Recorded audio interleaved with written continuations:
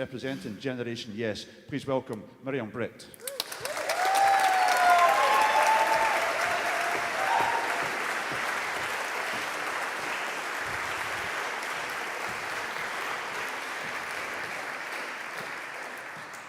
Hello there.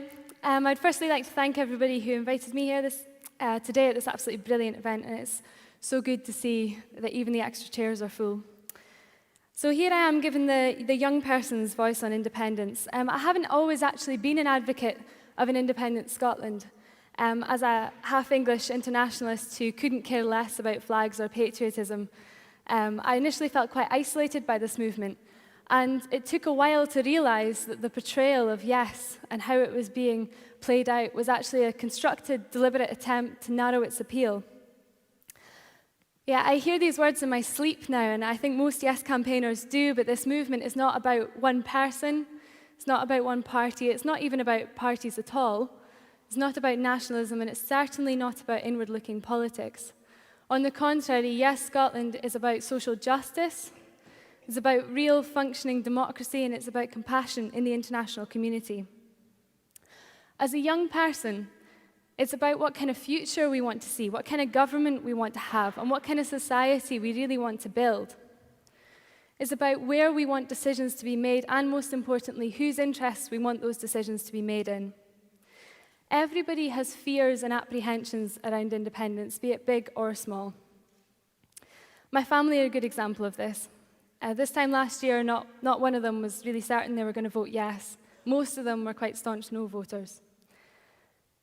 And now, when I told my mum I was going to campaign for an independent Scotland, her reply was, "Christ, Miriam, you're not one of those, are you?"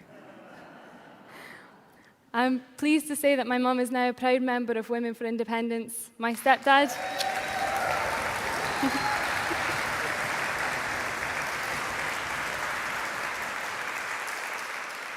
My stepdad, Green Yes, and my two brothers and sister are also voting yes, and we're working on the rest.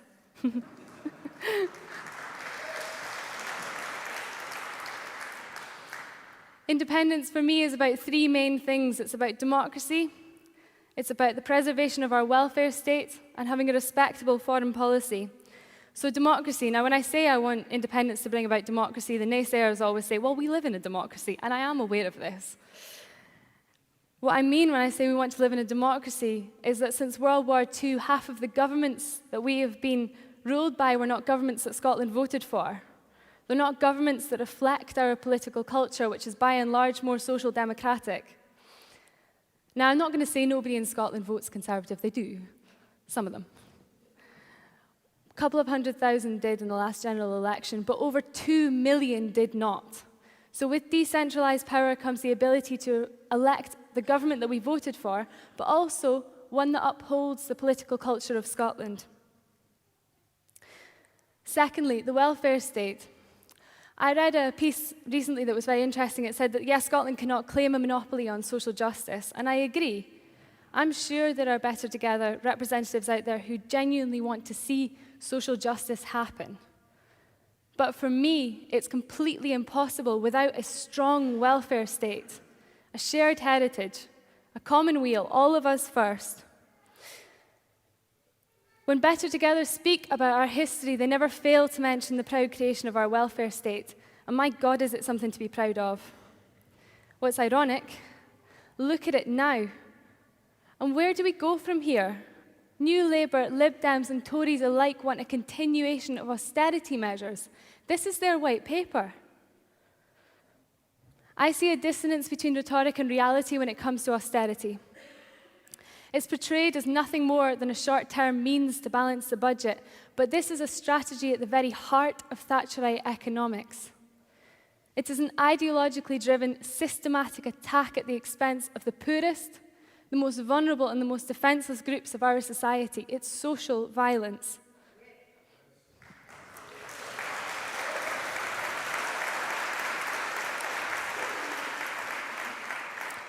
Our generation grew up in the fourth most unequal country in the developed world.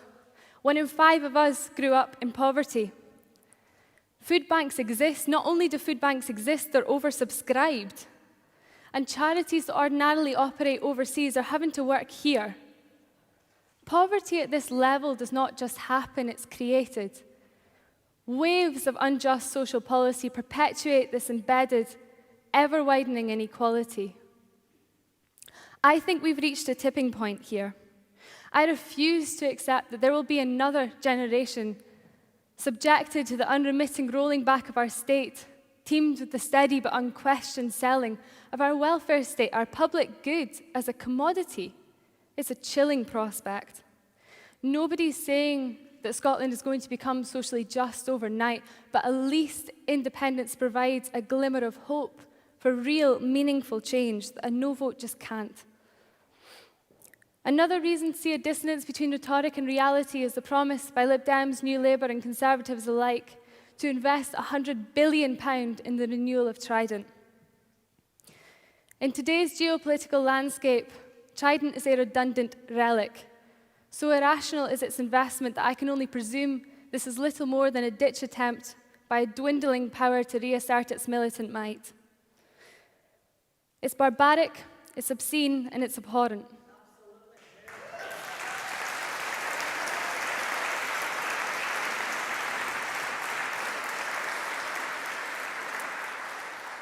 Our generation won't recall a time when the UK actually played a constructive role in the international community. I was only 11 years old when the New Labour assisted the Iraq invasion. In our name, Westminster has instigated illegal, immoral warfare. And why do I bring up the darkest hour in recent political history? Well, Iraq may have been unique in terms of scale and size of devastation, but it represents a very real, ongoing trend that the UK acts with force over a humanitarian calling. Only last year, we witnessed another attempt for humanitarian intervention, with little to no understanding of the conflict of the ground in Syria and the impact that this might have there.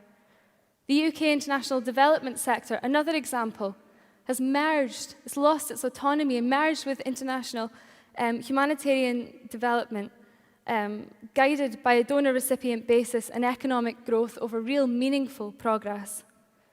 I would rather be part of a country with a significantly smaller voice in the international community, but one that advocates compassion and dignity.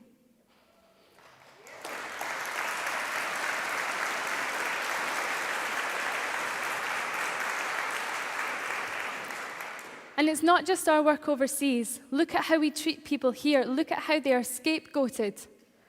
Look at the connotations, the negative connotations attached to immigrants, refugees, and asylum seekers here. These social norms don't just come about.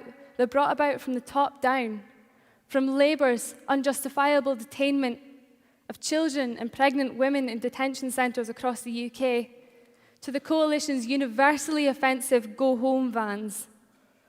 It's painfully ironic that Better Together have the audacity to label the entire Yes campaign a campaign based principally on nuclear disarmament and inclusion, inward-looking nationalists, while they're draped in Union Jacks, implementing waves of unjust immigration laws and pandering to a UKIP rhetoric.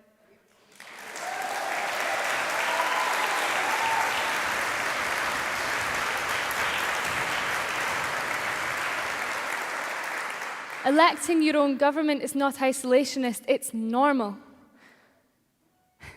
I do not want to watch our generation grow up honestly led to believe that immigrants are the cause of our lack of job opportunities. Not the downsizing of industries, not blatant exploitation, not because workers' rights are actually yet to be enshrined in a constitution, and not because of the cutbacks and redundancies.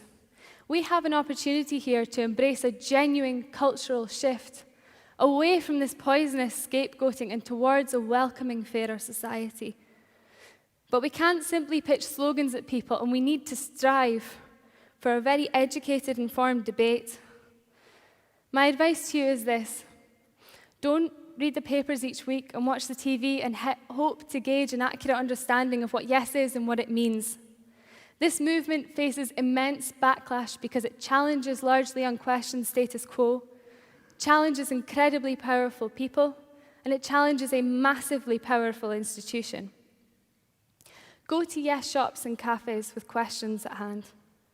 Use our alternative media sources, Bella Caledonia, National Collective, Wings Over Scotland.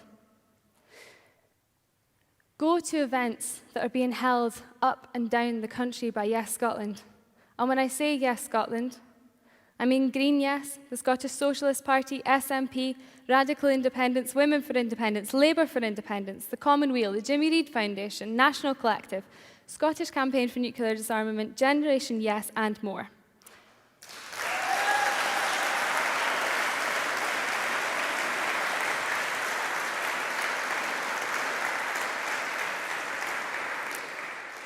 Attend these events, challenge the panelists, and see what Yes is, and immerse yourself in what is the most important decision that we as a nation, as a generation, will make.